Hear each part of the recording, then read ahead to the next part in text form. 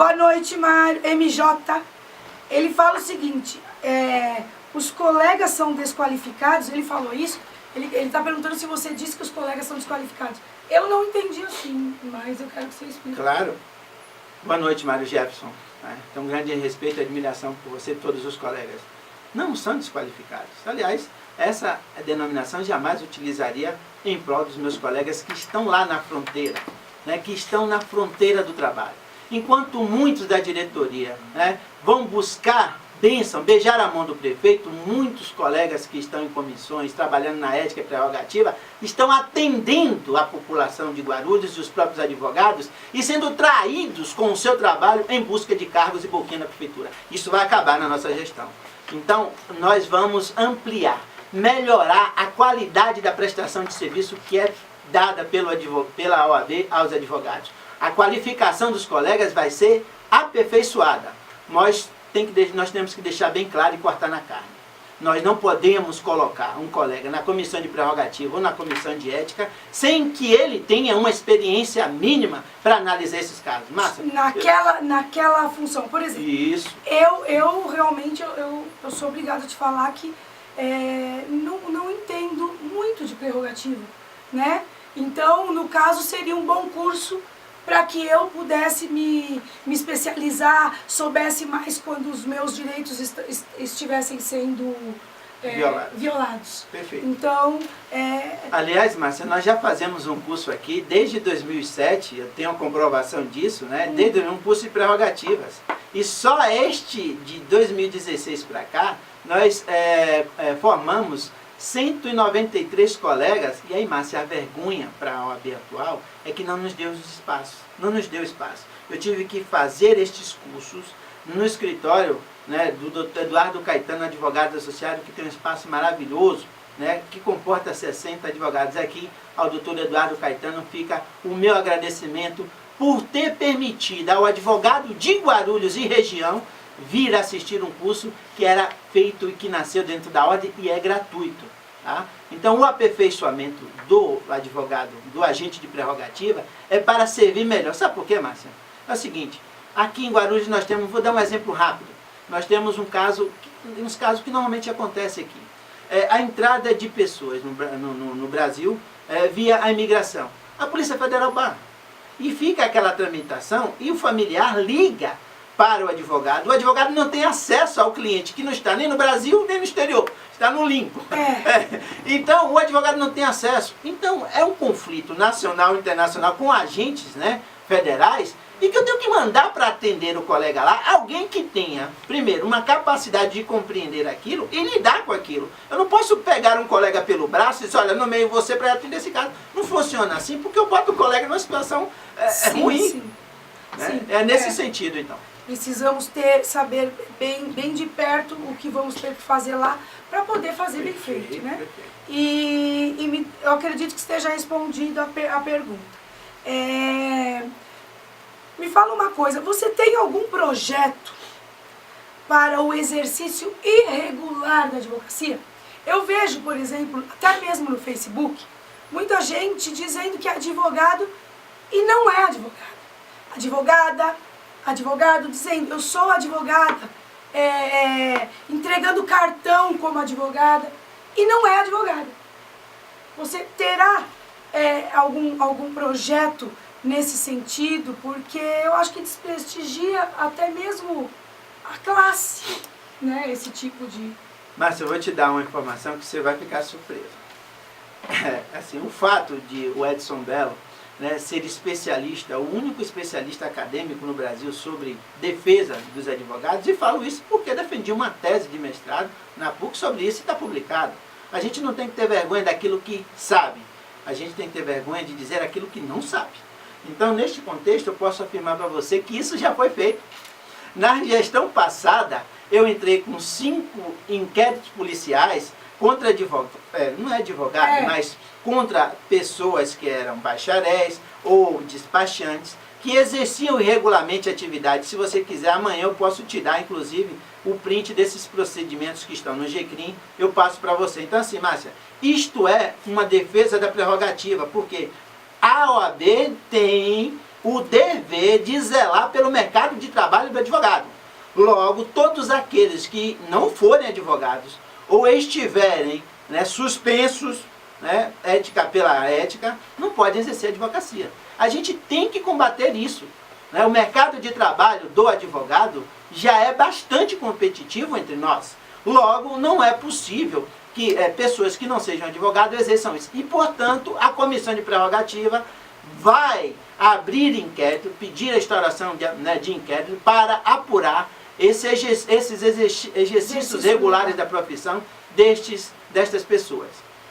Isso preocupa, e eu já verifiquei que, infelizmente, são muitos casos, e a gente às vezes até deixa para lá, mas infelizmente isso tem que acabar, tem que ser fiscalizado aí, porque não tá bom. Uma outra coisa, o que você pensa? Porque muito a gente fala, né, Belo, de união da classe. E aí a gente acaba, sem querer, isso eu acho que é muito do ser humano, um advogado acaba às vezes aparecendo um pouco mais, às vezes até trabalha um pouco mais, então se mostra um pouco mais. E aí quando as pessoas às vezes vê esse tipo de trabalho do advogado, fica com raiva, então começa aquelas panelas, excluindo o advogado aqui, excluindo o advogado ali. Como que você pensa fazer para unir a classe? Porque eu acredito que a advocacia unida, o advogado unido, a sociedade é forte. Ninguém combate uma sociedade que tem uma OAB firme, né? Os advogados unidos. Então, como que você vê isso? Márcia, a união da classe começa primeiro pela atitude, né, da OAB. Quando os advogados olham na sua gestão mãe, que é a OAB, e percebem que ali, a cada eleição, há uma divisão ou uma tridivisão, vai ver, já aí agora você mesmo, essa situação da OAB local. Se dividiu, partilhou em 3. E não é só assim, a seccional, por exemplo, criou-se também 3 divisões.